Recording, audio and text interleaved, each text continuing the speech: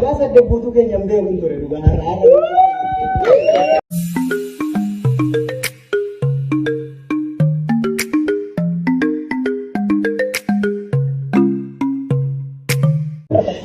Ayyena uffalcha.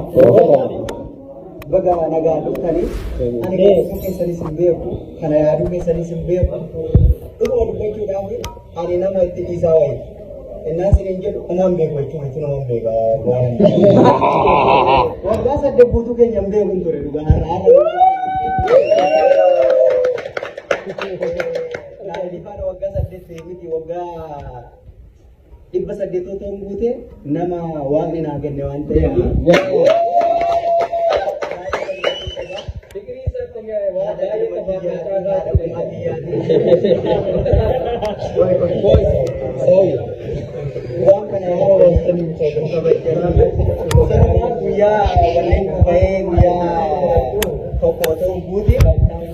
waan kana gochuu keessaniititti dhugaa laphee kiyyarraa guddaa galatoomaa ulfaadhaa waaqni isin haa kabaju jechuun barbaada. Wayin isinii qooda naayiliin haadha warraa osoo hin taane haadhadha.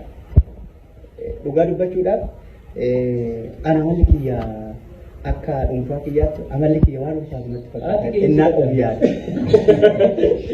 Innaan ofiyyaadha jechuudha. Ishiin garuu haadha kiyya caala abbaa fedhe caalaa wal dandeenyee na hubattee waan har'a geenyeef gammachuu guddaan qabaa. Isin fuulduratti uummata Oromoo fuulduratti galatoomii siin jaaladha.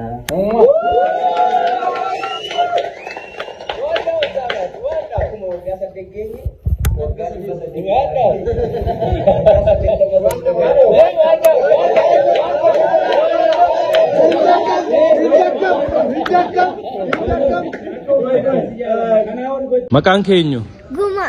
Guma eenyuti? Guma Galaana. Guma Galaanaa eenyu? Galaana gaaromsaa itti tujuba dabtoo didoo qoree. Sirba saasaa Biraanuu jedhu dhageessettaati? Biraanuu jedha miti? Duraanuu